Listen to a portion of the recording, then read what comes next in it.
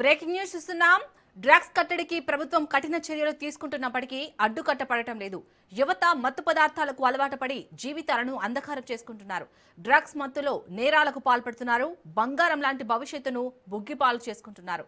తాజాగా హైదరాబాద్లోని చిక్కడపల్లిలో drug network గుట్టురట్టయింది. Boy friend తో కలిసి లేడీ సాఫ్ట్వేర్ ఇంజనీర్ డ్రగ్స్ ని విక్రయిస్తుంది. కాకినాడ నుంచి వచ్చి ఇంజనీర్లుగా ఉద్యోగం చేస్తూ డ్రగ్స్ అమ్మకాలు చేపట్టిన వైనం చూడొచ్చు.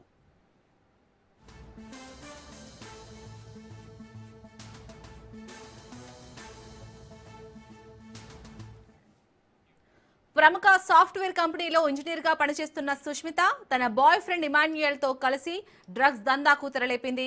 డ్రగ్స్ అమ్ముతున్న ప్రేమ జంటను పోలీసులు అరెస్ట్ చేశారు. వెరైటీగా ఇదే అంశానికి సంబంధించి పూర్తి డీటెయిల్స్ మా క్రైమ్ బ్యూరో చీఫ్ మధు అందిస్తారు. మధు, ఇటు డ్రగ్స్ ని అరికట్టడానికి అయితే ప్రభుత్వం చర్యలు తీసుకున్నా కానీ దీన్ని మాత్రం అరికట్టలేకపోతుంది. సో తాజాగానైతే డ్రగ్స్ అమ్ముతున్న ప్రేమ జంటను పోలీసులు అరెస్ట్ చేసినట్టుగా తెలుస్తుంది. డీటెయిల్స్ ఏంటి దీనికి సంబంధించి?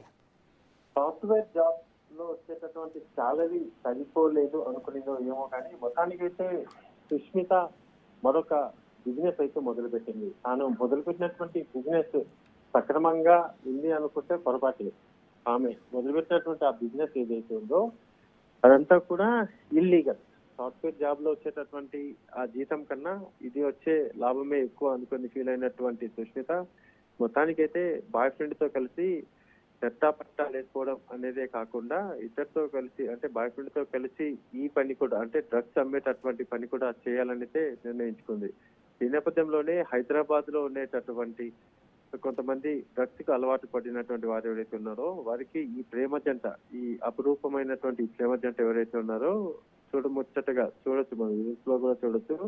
చాలా చూడముచ్చటగా ఉన్నారు. అసలు ఇంతకన్నా పర్ఫెక్ట్ ప్రేమ జంట లేదు అనుకునేలాగైతే ఈ జంట ఉంది. వీళ్ళంతా కూడా అంటే ఈ ప్రేమ జంట ఎవరైతే ఉన్నారో మొత్తానికి కొంతమంది సాఫ్ట్వేర్ ఇంజనీర్లని టార్గెట్ చేసుకుని డ్రగ్స్ అమ్ముతూ కూడా అయితే ప్రస్తుతం పట్టుబట్టడం జరిగింది. డ్రగ్స్ వీళ్ళందరూ కూడా ఇతర రాష్ట్రాల నుంచి డ్రగ్స్ తీసుకొని వచ్చేసి ఆ డ్రగ్స్ అంతటినీ కూడా అమ్మకాలు అయితే సాగిస్తున్నారు. అయితే మెయిన్ గా ప్రధానంగా చూసుకుంటే మాత్రం వీరి వద్ద నుంచి 4 లక్షల రూపాయలు విలువ చేసేటటువంటి డ్రగ్స్ ఏవైతే ఉన్నాయో ఆ డ్రగ్స్ అయితే స్వాధీనం చేసుకోవడం జరిగింది. ప్రస్తుతం ఈ డ్రగ్స్ కి సంబంధించి ఈ టీమ్ కు సహకరించినటువంటి మరో ఇద్దరు ఎవరైతే ఉన్నారో వారిని కూడా అదుపులోకి తీసుకుని పోలీసులు అయితే విచారిస్తున్నారు.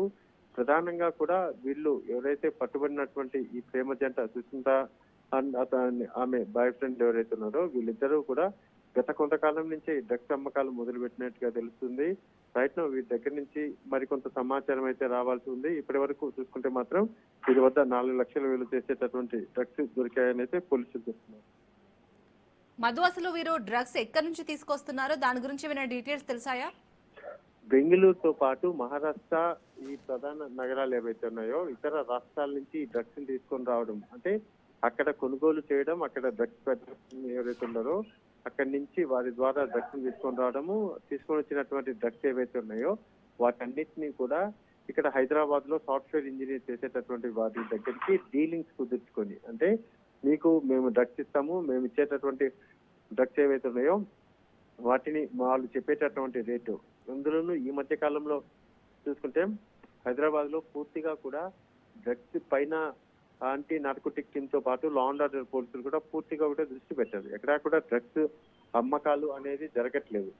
ఈ నేపథ్యంలోనే కొంతమంది మాత్రము ఇదే అదునుగా చూసుకుని డ్రగ్స్ అమ్మకాలు చేస్తే పెద్ద మొత్తంలోనే లాభం వస్తుంది అని ఫీల్ అయినటువంటి వారు రిస్క్ అయినా సరే అంటే కాస్త రిస్క్ కాదు, చాలా పెద్ద రిస్క్ అయినా సరే ఈ డ్రగ్స్ అమ్మకాలు చేపట్టాలి అని భావించి చివరికి ఇలా డ్రగ్స్ అమ్ముతూ కూడా పట్టుబడిపోతున్నారు. ఇప్పుడు పట్టుబడినటువంటి ఈ ముఠా కూడా ఎవరైతే ఉందో ఈ ప్రేమ జంట ముఠా అంటే వీళ్ళు ప్రేమ జంటగా ఉంటూ కూడా ఏదైనా సరే తనలో సగం అనే విధంగా కూడా ఆ ప్రేమ జంటలో ఉన్నటువంటి అమ్మాయి అబ్బాయి ఇద్దరు కూడా నీకేం నేను తక్కువ తినలేదు, నేనేం తక్కువ లేదు అనే విధంగా కూడా ఇద్దరు కలిసి డ్రగ్స్ అమ్మకాలు చేస్తూ ఇప్పుడు రైట్ నౌ అయితే దొరికారు. వీటితో పాటు మరో ఇద్దరిని కూడా అదుపులోకి అయితే పోలీసులు తీసుకున్నారు. Right, thank you Madhu.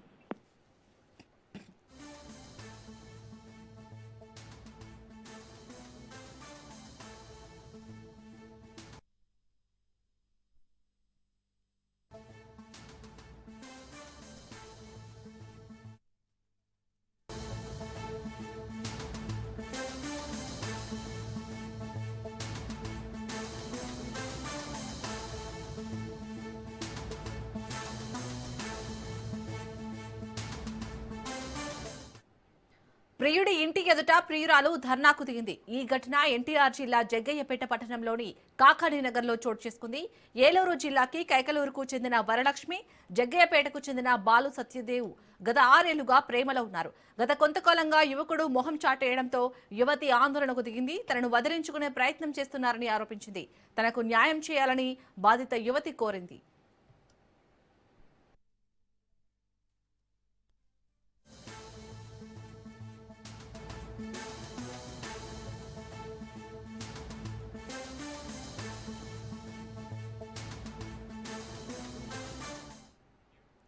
ప్రియుడి ఇంటి ఎదుట ప్రియురాలు ధర్నాకు దిగింది. ఈ ఘటన ఎన్టీఆర్ జిల్లా జగ్గయ్యపేట పట్టణంలోని కాకాని నగర్లో చోటు చేసుకుంది.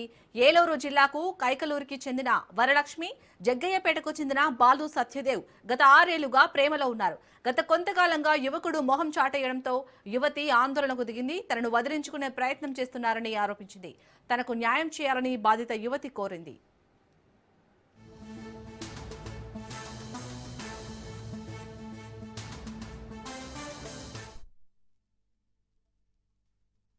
కేసు పెట్టినప్పటి నుంచి నా ఆరోగ్యం బాగోపోవడం, అర్ధరాత్రి నాకు ఏదో ఇబ్బందులు అవ్వడం, నాకు ఎవరో భయపెడుతున్నట్టు ఉండడం, ఇలా చాలా విషయాలు జరుగుతున్నాయి. పోలీసులకు చెప్పానండి. నేను డీజీపీ ఆఫీస్కి వెళ్ళాను.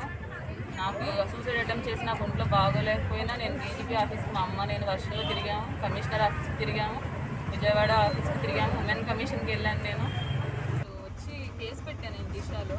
ఓకే, ఇలా పెడితే తీసుకొస్తారు వెంటనే అన్నారని. వీళ్ళు వచ్చి ఫ్యామిలీ అందరూ వచ్చి లేదు మేము పెళ్లి చేస్తాం, మా కోడలుగా అంగీకరిస్తాం, మా తప్పైంది క్షమించాలని చెప్పి. ఇది లవ్ మ్యారేజ్? అంటే చేస్తాం పెళ్ళి అని చెప్పారు.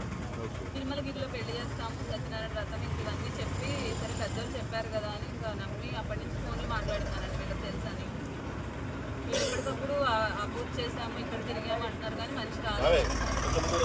ఊర్లో వాళ్ళ ద్వారా ఎవరి ద్వారా కానీ వీళ్ళకి తెలుసని తెలుసు. కేసు పెట్టినప్పటి నుంచి నా ఆరోగ్యం. నాగేందర్ సంచలన వ్యాఖ్యలు చేశారు. తాను కాంగ్రెస్ పార్టీలోనే ఉన్నానని, కాంగ్రెస్ ఎమ్మెల్యేనే అంటూ హాట్ కామెంట్స్ చేశారు. జీహెచ్ఎంసీలో కాంగ్రెస్ ని గెలిపించబోతున్నామని, ఎంఐఎంతో కలిసి 300 సీట్లు గెలుస్తామని ఆశాభావం వ్యక్తం చేశారు దానం నాగేందర్.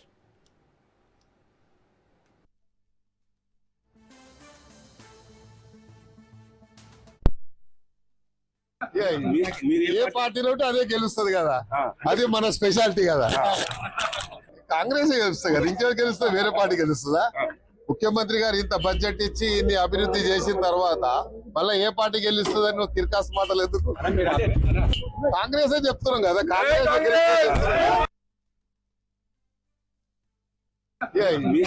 ఏ పార్టీలో ఉంటే అదే గెలుస్తుంది కదా, అది మన స్పెషాలిటీ కదా. కాంగ్రెస్ గెలుస్తుంది కదా, ఇంకెవరు గెలుస్తుంది? వేరే పార్టీ గెలుస్తుందా? ముఖ్యమంత్రి గారు ఇంత బడ్జెట్ ఇచ్చి ఇన్ని అభివృద్ధి చేసిన తర్వాత మళ్ళీ ఏ పార్టీ గెలుస్తుందని నువ్వు తిరకాసు మాటలు ఎందుకు? కాంగ్రెస్ చెప్తున్నాం కదా,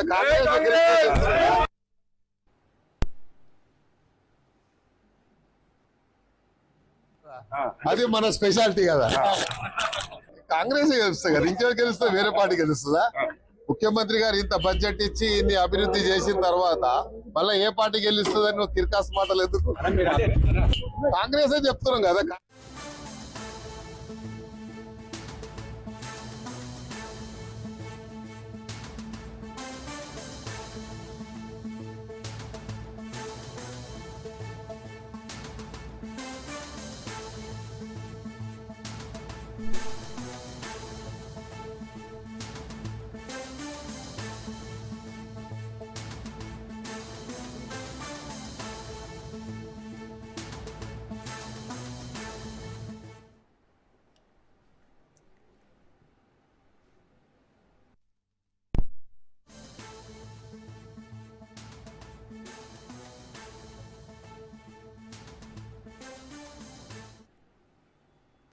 మహారాష్ట్ర రాజకీయాల్లో కీలక పరిణామం చోటు చేసుకుంది. 20 ఏళ్ల తర్వాత ఠాక్రే సోదరులు చేతులు కలిపారు.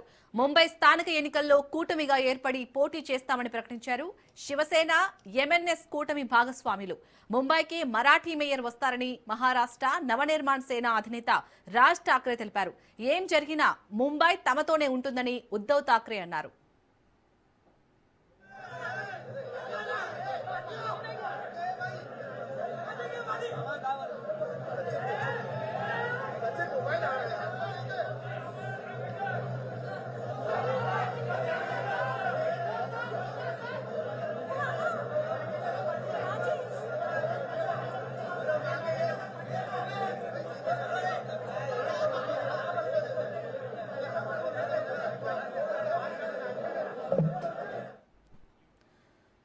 రాష్ట్ర రాజకీయాల్లో కీలక పరిణామం చోటు చేసుకుంది.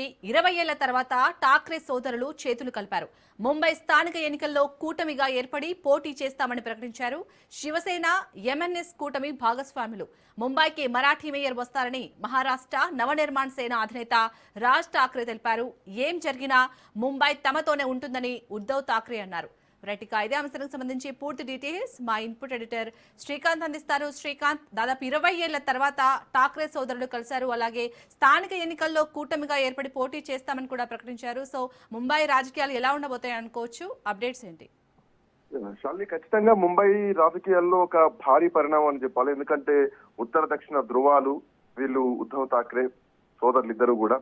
సో అట్లాంటి ఇద్దరు, రాజ్ ఠాక్రే, ఉద్ధవ్ ఠాక్రే ఇద్దరు కలిసి ఒకే వేదికను పంచుకోవడం దాదాపు ఐ థింక్ ఒక 6 months బ్యాక్ ఒకసారి జరిగింది. వాళ్ళిద్దరూ కలిసి ఒకసారి ఒకే వేదిక పైన ఆలింగనం చేసుకున్నటువంటి సందర్భం. అప్పుడే అనుకున్నారు ఖచ్చితంగా ఒక భారీ చేంజ్ జరగబోతోంది మహారాష్ట్ర రాజకీయాల్లో అని చెప్పేసి. సో ఈ రోజు మరొకసారి వాళ్ళిద్దరు కూడా భేటీ అవ్వడం, నెక్స్ట్ రాబోయేటువంటి ఎన్నికల్లో కలిసి పోటీ చేస్తామని చెప్పడం కూడా సో మహారాష్ట్ర రాజకీయాల్లో ఒక భారీ చేంజ్ అని చెప్పాలి. ఎందుకంటే మహారాష్ట్ర పాలిటిక్స్ చాలా చేంజ్ అవుతుంది. ఎందుకంటే షిండే వర్గం మొత్తం కూడా ఠాక్రే నుంచి విడిపోయి శివసేన 2 భాగాలుగా విడిపోయి షిండే శివసేనగా మారిపోయింది. సో వాళ్ళు బీజేపీ కూటమితో ఉండి ఒక కొత్త ప్రభుత్వాన్ని ఏర్పాటు చేసినటువంటి పరిస్థితి. సో అట్లాంటి నేపథ్యం నుంచి ఆల్మోస్ట్ 20 సంవత్సరాల పైబడి వీళ్ళిద్దరు అంటే ఉద్ధవ్ ఠాక్రే, రాజ్ ఠాక్రే ఒక కూటమిని ఏర్పాటు కావడం ఒక బిగ్గెస్ట్ చేంజ్ ఓవర్ అని చెప్పాలి మహారాష్ట్ర రాజకీయాల్లో. వాళ్ళు ఒకటే చెప్తున్నారు, మా ఆలోచనలు ఐక్యంగా ఉన్నాయి, మేము విడిపోయేటువంటి పరిస్థితుల్లో లేము అటు ఖచ్చితంగా వాళ్ళు బలగుద్ది చెప్తున్నారు. మరోవర్ 29 మున్సిపల్ కార్పొరేషన్ ఎన్నికలు జరగబోతున్నాయి. సో దీనికి సంబంధించి ఈ జనవరిలో ఒక బిగ్గెస్ట్ చేంజ్ ఓవర్ కూడా మనం చూస్తున్నాం, చూడొచ్చు కూడా.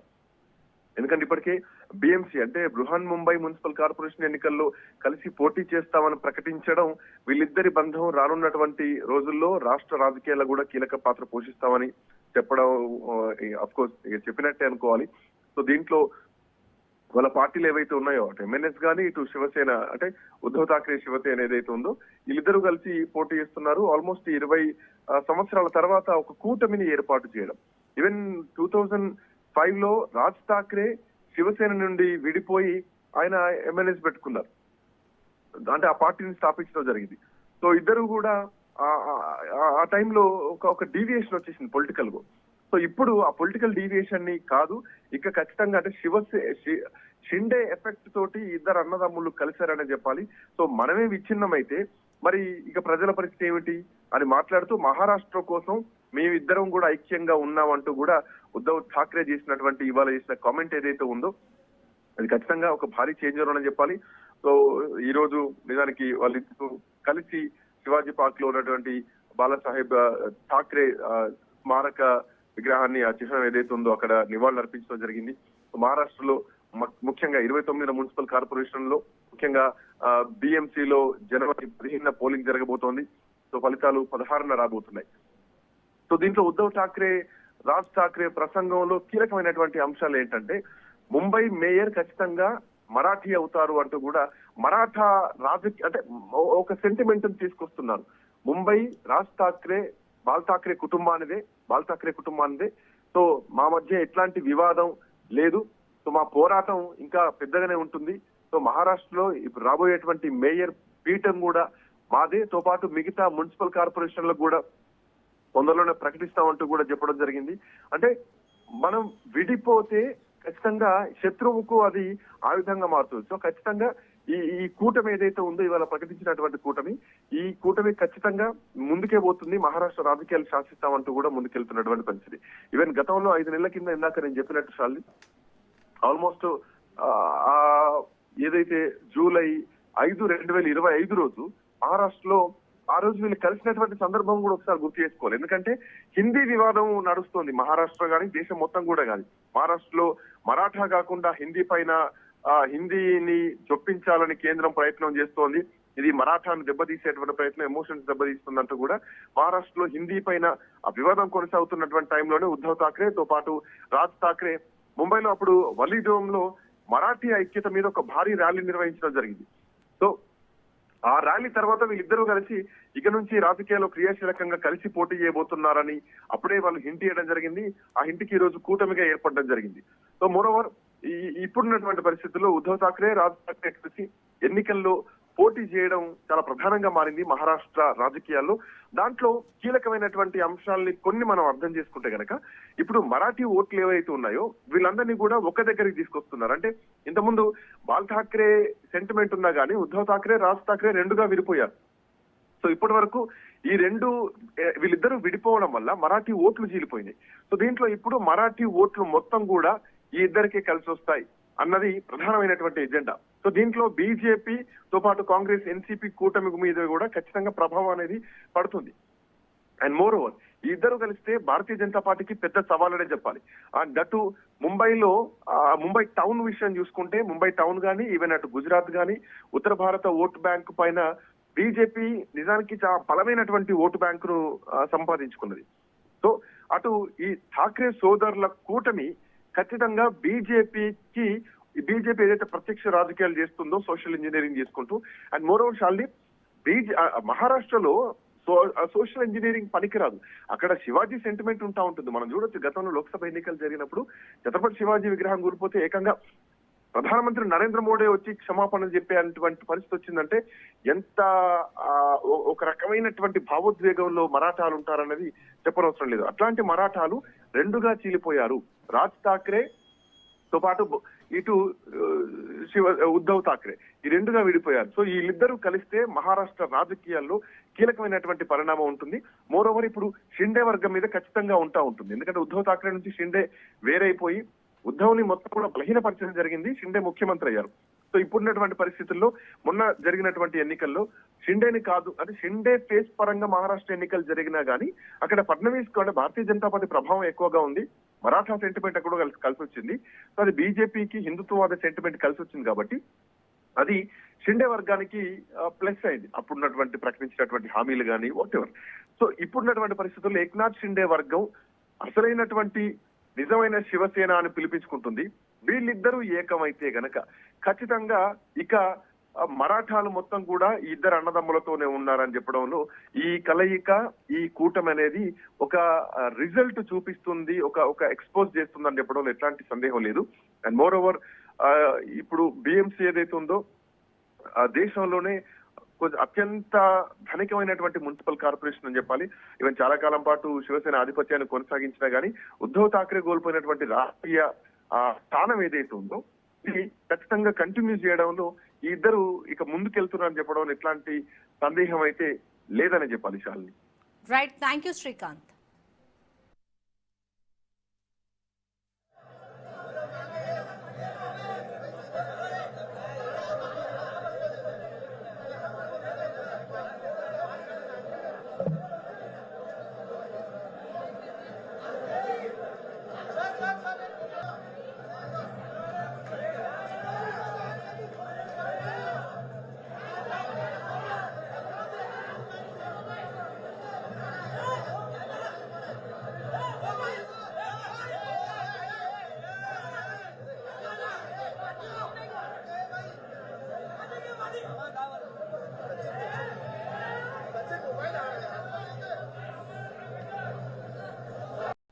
గుంటూరు జిల్లా ఇప్పటంలో డిప్యూటీ సీఎం పవన్ కళ్యాణ్ పర్యటిస్తున్నారు. పర్యటనలో భాగంగా నాగేశ్వరమ్మను కలిశారు పవన్ కళ్యాణ్. గత ప్రభుత్వ హయాంలో గ్రామంలో పలు ఇళ్ల కూల్చివేతపై వివాదం జరగ్గా అప్పుడు ప్రతిపక్ష నేతగా ఇప్పటం గ్రామస్తుల్ని పరామర్శించారు పవన్. అధికారంలోకి వచ్చాక వచ్చి కలుస్తానన్న పవన్ కళ్యాణ్ ఇచ్చిన మాట ప్రకారం ఇప్పటం గ్రామానికి వెళ్లారు పవన్.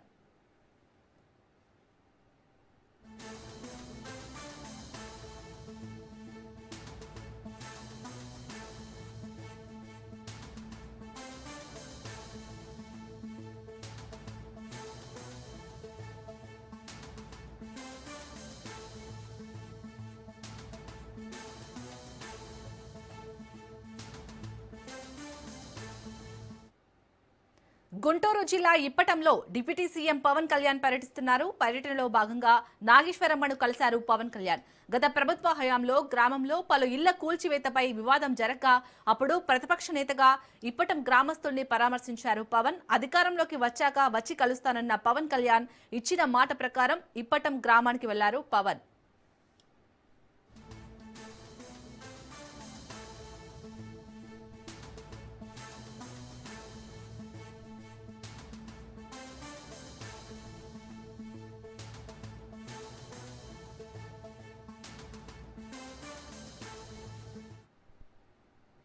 కాంగ్రెస్ ప్రభుత్వంపై మాజీ మంత్రి హరీష్ రావు ఫైర్ అయ్యారు.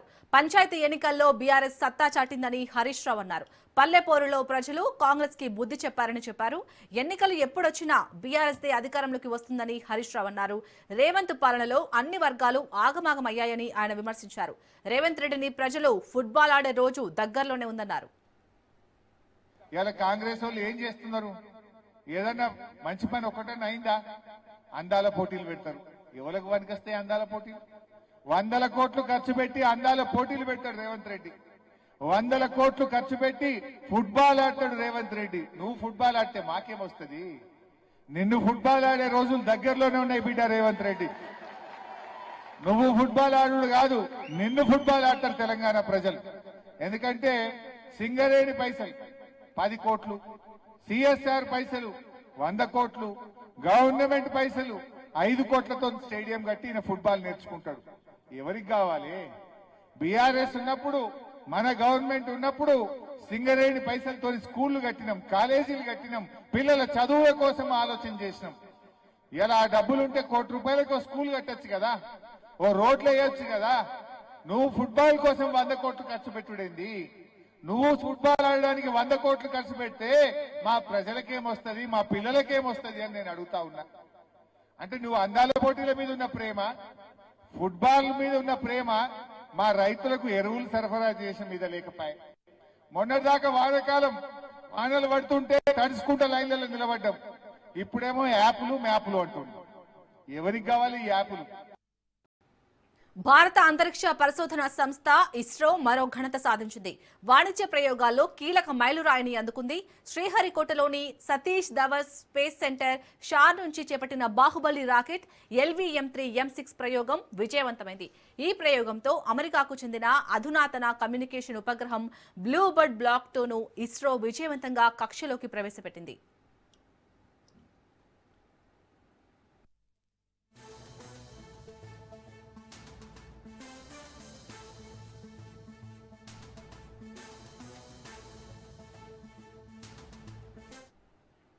ఈ ఉపగ్రహం బరువు సుమారు 6100 కిలోలు. ఇంతటి భారీ ఉపగ్రహ ప్రయోగం చేపట్టడం ఇస్రోకు ఇదే తొలిసారి. అమెరికాకు చెందిన AST స్పేస్ మొబైల్ సంస్థతో కలిసి ఇస్రో వాణిజ్య విభాగం న్యూ స్పేస్ ఇండియా లిమిటెడ్ ఈ ప్రయోగాన్ని నిర్వహించింది.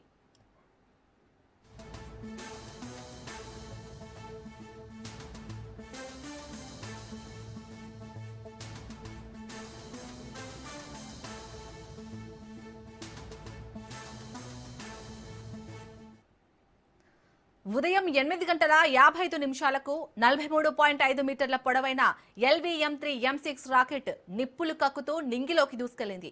మొత్తం 3 దశల్లో ఈ ప్రయోగం పూర్తయింది. భూమి నుంచి బయలుదేరిన 15 నిమిషాల తర్వాత బ్లూబర్డ్ బ్లాక్ 2 ఉపగ్రహం వ్యోమనౌక నుంచి విడిపోయి 520 కిలోమీటర్ల ఎత్తులో ఉన్న కక్షలో విజయవంతంగా చేరింది. శాటిలైట్ల నుంచి నేరుగా మొబైల్ కనెక్టివిటీ అందించాలనే లక్ష్యంగా బ్లూబర్డ్ బ్లాక్ 2 మిషన్ చేపట్టారు. దీని సాయంతో ప్రపంచంలో ఎక్కడ ఉన్నా ఏ సమయానికైనా ఎవరికైనా 4G, 5G voice, video calls, సందేశాలు, ప్రసారాలు అందించాలని అమెరికా సంస్థ భావిస్తోంది. इस मिशन में ब्लूबर्ड ब्लॉक 2 उपग्रह को सफलतापूर्वक उद्देश्य कक्षा में स्थापित कर दिया गया है. We have had a successful mission of LVM-3M6 Bluebird Block 2 mission. Congratulations to Team ISRO, Team ENSIL and the customers AST Space Mobile. Do stay connected for the address by Secretary DOS, Chairman ISRO Dr. V. Narayanan and senior executives. Bluebird Block 2 satellite separated. LVM-3M6 Bluebird Block 2 mission successfully accomplished. Handing over to mission director. अभी range निदेशक को आपने सुना. Block 2 spacecraft is successfully injected into the specified orbit.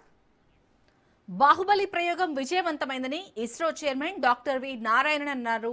శాస్త్రవేత్తలందరికీ అభినందనలు తెలియజేశారు. LVM ప్రయోగాల్లో 100% విజయాలు సాధిస్తున్నామని, అతి తక్కువ సమయంలో రాకెట్ రూపొందించి విజయవంతంగా ప్రయోగించామని స్పష్టం చేశారు. We have had a successful mission of LVM-3 M6. LVM-3 Bahubali rocket M6 launch vehicle has successfully and precisely injected the Bluebird Block 2 communication satellite in the intended orbit.